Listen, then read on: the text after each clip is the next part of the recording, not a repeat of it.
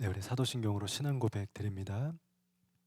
전능하사 천지를 만드신 하나님 아버지를 내가 믿사오며 그 외아들 우리 주 예수 그리스도를 믿사오니 이는 성령으로 잉태하사 동정녀 마리아에게 나시고 본디오 빌라도에게 고난을 받으사 십자가에 못 박혀 죽으시고 장사한 지 사흘 만에 죽은 자 가운데서 다시 살아나시며 하늘에 오르사 전능하신 하나님 우편에 앉아 계시다가 저리로서 산자와 죽은 자를 심판으로 오시리라. 성령을 믿사오며 거룩한 공예와 성도가 서로 교통하는 것과 죄를 사하여 주시는 것과 몸이 다시 사는 것과 영원히 사는 것을 믿사옵나이다. 아멘. 우리 찬송가 288장 우리 예수를 나의 구주 삼고 함께 부릅니다. 288장입니다. 예수를 나의 구주 삼고 성령과 피로써 거듭나니 이 세상에서 내 영혼이 하늘의 영광 누리도다. 이것이 나의 간증이요 이것이 나의 찬송일세. 나 사는 동안 끊임없이 구주를 찬송하리로다. 온전히 주께 맡긴 내 영 사랑의 음성을 듣는 중에 천사들 왕래하는 것과 하늘의 영광 보리로다. 이것이 나의 간증이요 이것이 나의 찬송일세. 나 사는 동안 끊임없이 구주를 찬송하리로다. 주 안에 기쁨 누림으로 마음의 풍랑이 잔잔하니 세상과 나는 간 곳 없고 구속한 주만 보이도다. 이것이 나의 간증이요 이것이 나의 찬송일세. 나 사는 동안 끊임없이 구주를 찬송하리로다. 아멘.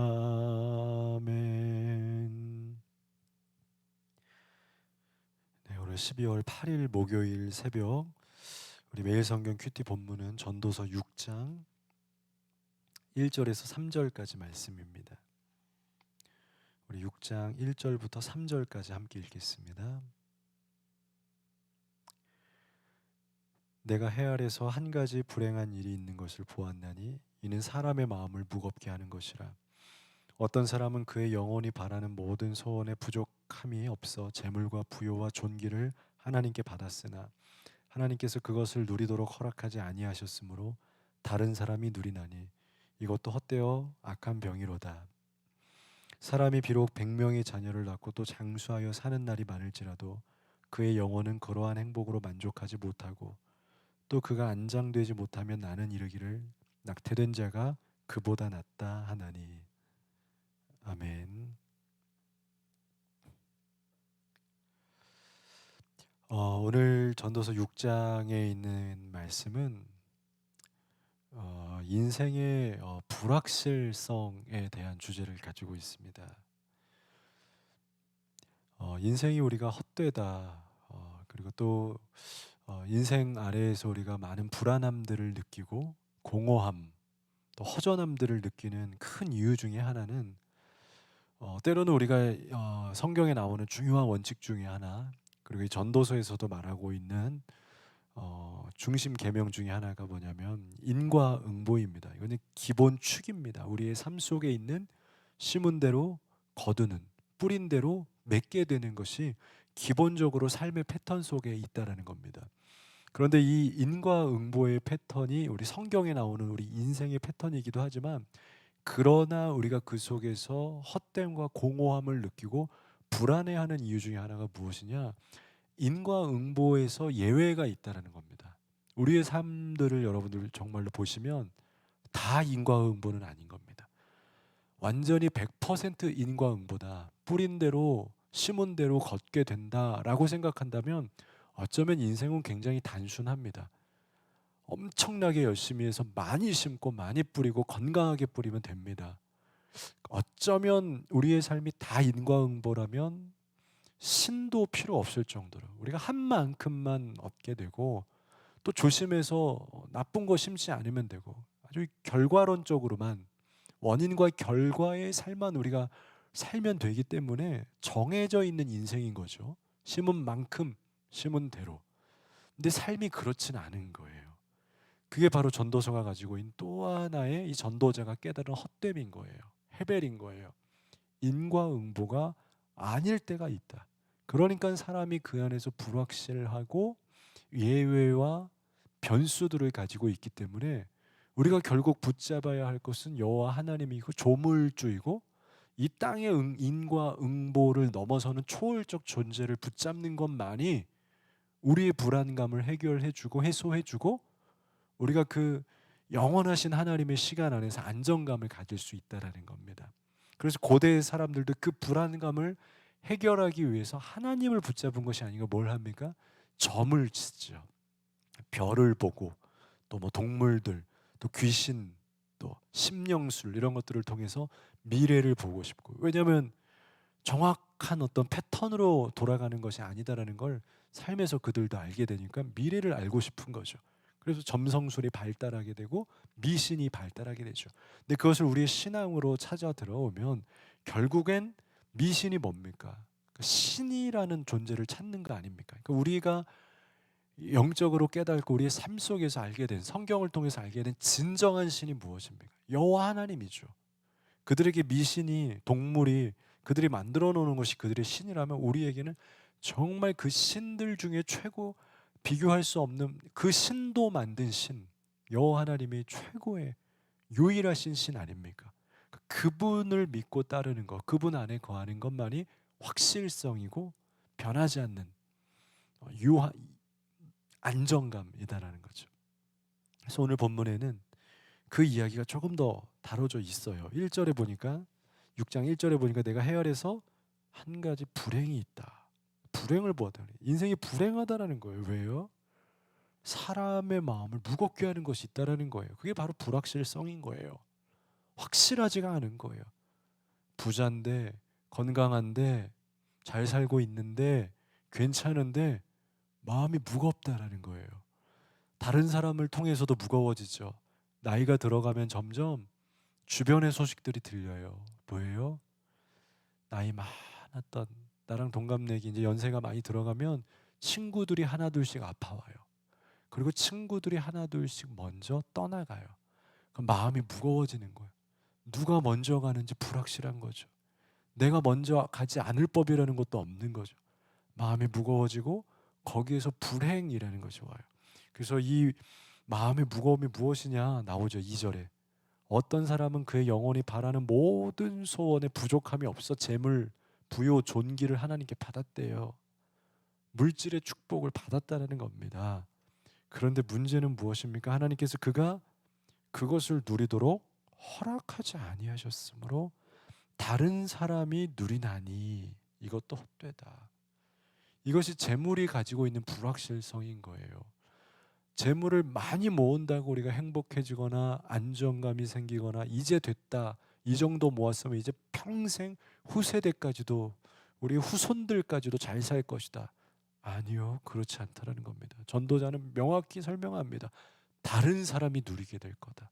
내가 많이 모았는데, 하나님이 나에게 허락해 주셨는데 내가 이걸 언제까지 쓸 수 있을지 모릅니다.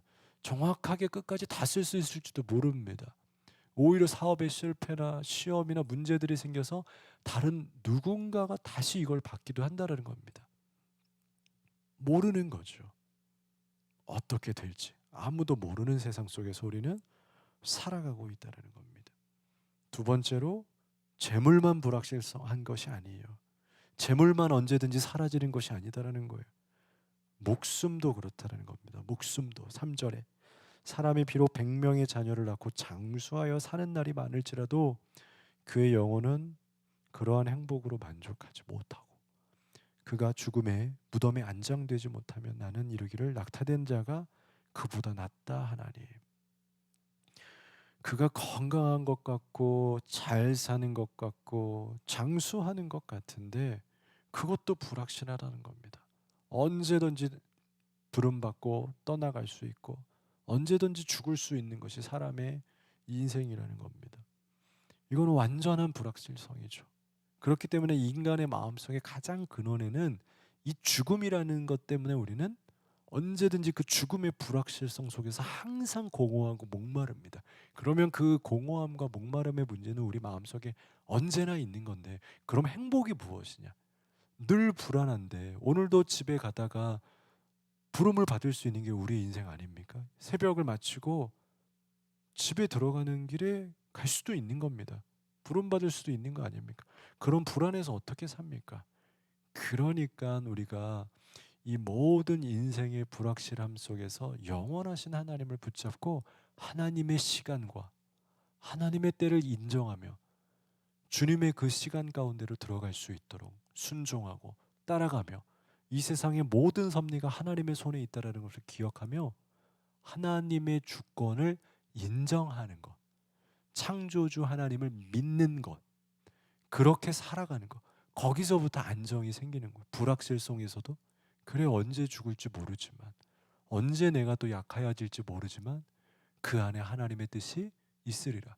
온 우주를 하나님이 창조하셨고 나도 하나님이 창조하셨으니 하나님의 때에 불러가시겠지. 하나님이 완전하시고 하나님이 완벽하게 나의 시기를 인도하여 주시겠지. 나의 모든 주권을 하나님께 드리고 그 확실성은 하나님 앞에만 있다라는 것을 믿을 때에 그 안에 우리 안에 행복이라는 게 있다라는 거죠.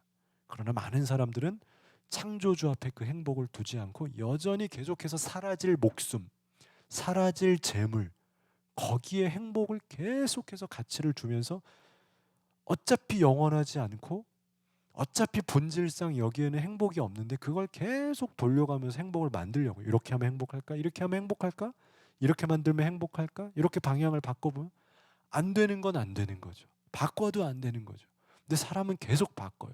더 많이 만들어도 보고 줄여도 보고 이쪽에서 이쪽으로도 옮겨도 봅니다. 약도 먹어도 보고 다른 새로운 약으로도 해보고 병원도 가보고 그건 안 되는 거예요.